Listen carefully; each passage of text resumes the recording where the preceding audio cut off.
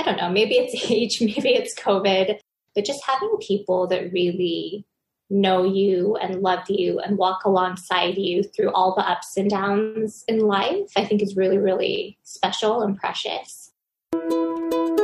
Hey there, you're listening to the Girls Talking Life podcast, and I'm your host, Johanna.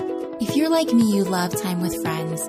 I always leave feeling encouraged, inspired to try something different, or I've learned something new. So why not continue to grow even when we can't be with our girlfriends?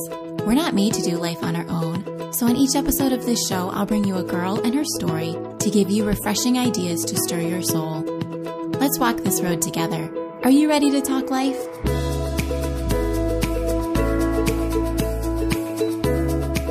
Welcome to the show and Happy New Year, friend. I am so glad you're here. At the beginning of every year, I write out some goals for myself, and those goals are really just things I want to make sure I'm more intentional about that year. They usually fall into categories of things that are really the most important things that make up my life, like my health, my marriage, parenting my kids, my spiritual growth. And one of those categories is always my friends. In that category, I write down a few things that I want to make sure I'm doing to invest in those relationships. Most years, including this year, I've written down something like meeting friends for coffee, regular girls' nights, or having friends and neighbors over for dinners.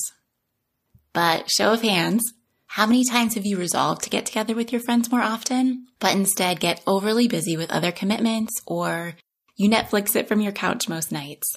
Me too. Let's make 2022 the year that we really prioritize our relationships and seek out meaningful connections. I've created a mini course to plan, prep, and gather with your girlfriends. I give you the special sauce to create those meaningful gatherings and the accountability to actually do it. The next round of this project begins on January 24th. You can save your spot right now by going to girlstalkinglife.com/thegatheringproject. But I don't want you to hear from just me on this. Jenni Lien is joining me to tell you about her experience with the Gathering Project, the gathering that she actually planned, and the community that's come out of it. Jenni was a guest back on episode 36, where we talked about her ministry, the Yay Project, which seeks to help women celebrate their God-given design by reminding them that you are you, yay. Through the Yay Project, she's had the joy of praising God with women from all over the world. And Jenni is actually joining me from Hong Kong, so across the world. I would love for you to take a listen to my conversation with Jenni and hear about her experience with the Gathering Project. Let's dive in. Hello, Jenni. Welcome back to Girls Talking Life. Hi, Johanna. Thank you so much for having me. You joined me on episode 36, and we talked all about your ministry, the Yay Project, and all about how you encourage women to live out their God-given design. Yeah, it was such a treat because I think that was the first podcast recording I ever did. Yeah, I think it was. International, you in the U.S. and me in Hong Kong. And it was so nice to meet a fellow sister and praise the Lord together. Absolutely. And then a little later on, I developed my workshop, The Gathering Project. I asked you to participate as a tester. I just wanted you to jump in and take the course and see what you thought of it and give me your feedback. And you so graciously said that you would. And I don't even think that you necessarily had the intention of planning a gathering. Am I right about that? Yeah, absolutely. I think it was a real blessing for me because I think naturally I'm introverted. And as I've gotten older, going into the workplace, it's become easier to plan meetings and gatherings and things. But socially, I always just default to my friends who maybe are more naturally gifted in the area of hospitality. So I definitely hadn't been considering planning a gathering at that time. So you went through the workshop, and tell me just what you thought about it. Yeah, so I love your podcast. And so I knew that, I think whatever you were going to put together would be great. So I said, yes, sure, sign me up. But I wasn't really sure what to expect. But I think it was super well organized. And I would wake up, maybe because of the time difference, I would wake up and I would have the email in my inbox. And then each video was fairly short, so I would play it while I was getting ready in the morning. And then after I was ready, I would go through the workbook. And it didn't take too long, but at the end of the 5-day course, I was like, oh, I prayed through this. I heard from God about people. 1 step, 2 step, 3 steps. And then I had a gathering, and I was just mind blown in a way. For some people, it might be very simple. They are so used to doing this already. But for me, I found it so useful, and I'm still part of the book club that came out of the work. Yeah. Tell me about your book club.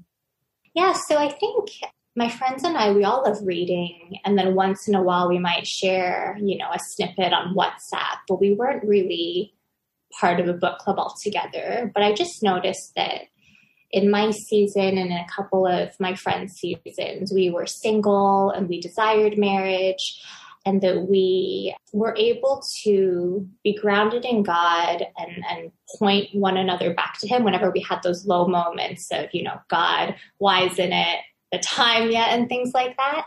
And so there were also a couple of women that, for me, it was like a friend of a friend. There was also in a similar boat, but quite mature in the area and a real prayer warrior. So I think I was like, I really want to get to know her, and she's friends with my friend. Yeah. And we can all get together and just support one another in this small group setting at this time in our life. Okay. How was the first meeting? Were you nervous? Did you feel prepared? How did it go?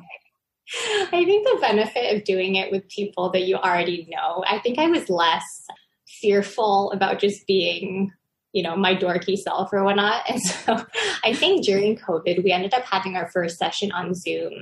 And so I just had all these books that I'd read over the years. And so I think I started just by, saying thanks that they were willing and interested to be a part of this. And then I spoke about not really planning, but as I prayed, I felt like it was like a layer.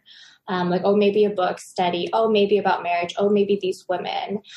So I just presented that vision in a way on how I hope that we could point one another towards God in this special season of our lives, and keep each other facing God and not toward, any of the struggles or doubts that we might go through during the season, and really be there for each other. And I think everyone was just, had never done this before either, but it sounded like a good idea. At the very least, being able to share and pray together was really nice. So I think we discussed maybe how it would work. Where would we meet? How often would we meet? What book would we read? And then I think after that first session, we went away and we prayed. We decided on a book, scheduled what did we do? My friend hosted a brunch, which ended up being our second gathering. And then we've mixed it up every session. So we've met in restaurants, homes, and various places.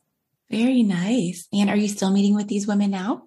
We were meeting. We actually just met on Sunday, which was really nice. And I think it's quite flexible, the format. And so one of these suggestions in the course was, don't be afraid to recruit a co-host. And I thought, yes. My first time, I definitely want a co-host. And so my friend and I were taking turns planning the questions. But I think on Sunday, we just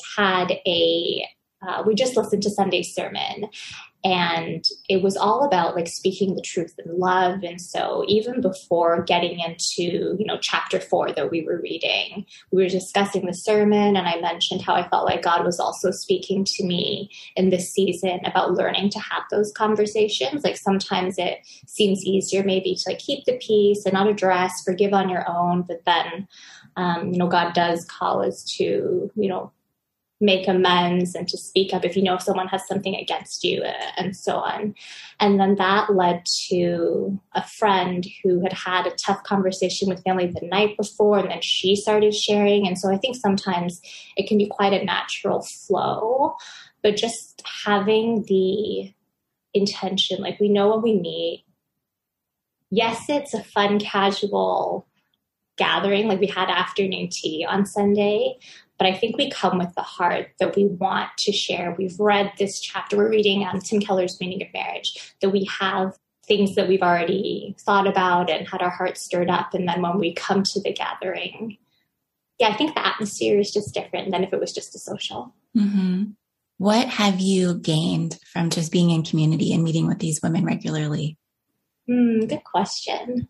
I think in this season of my life, I really appreciate steadiness. Like maybe when I was younger, I always wanted new friends, new experiences, new cities. And then right now, maybe, I don't know, maybe it's age, maybe it's COVID, but just having people that really know you and love you and walk alongside you through all the ups and downs in life, I think is really, really special and precious. And so the four of us have been meeting for a couple of months. And, some of the women I know really well, some of them are newer friendships, but just that, I don't know, steady love and commitment to walk alongside each other in this season. That is so beautiful. Well, Jenni, I am so thrilled that you accepted my invitation and you went through the course, and then that God blessed it in this way, this gathering that you decided to have kind of on the fly, really. Yeah, me too. Really, really thankful. Thank you for coming on and sharing about it. I love hearing this. Thank you so much for having me. I hope many, many more women will, just see God move. I love the prayer focus with the course. It's practical, but you're right. You say in your guide, I think that when you add that element of prayer, who knows what God will do.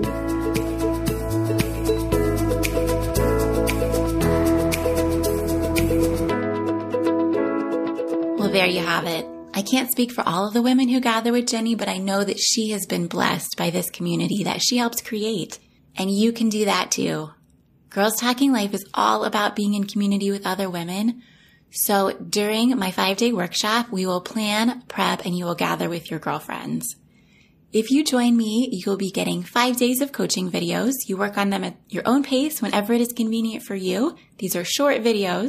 There is a 12-page workbook called the Girls Gathering Guide. You will also get the Girls Talking Life conversation cards and access to a private Facebook group where you will be able to join in real time with me and the other group members for support, ideas, and encouragement. My mission is to help you gather, have conversations, create those meaningful connections, and build lasting friendships. Like I said, the next round begins January 24th, and you can save your spot by going to girlstalkinglife.com/The Gathering Project. Friends, don't let the conversation stop when the show is over. Share your stories and start your own conversations with the girls in your life. I will see you back here in 2 weeks. Thanks for tuning in.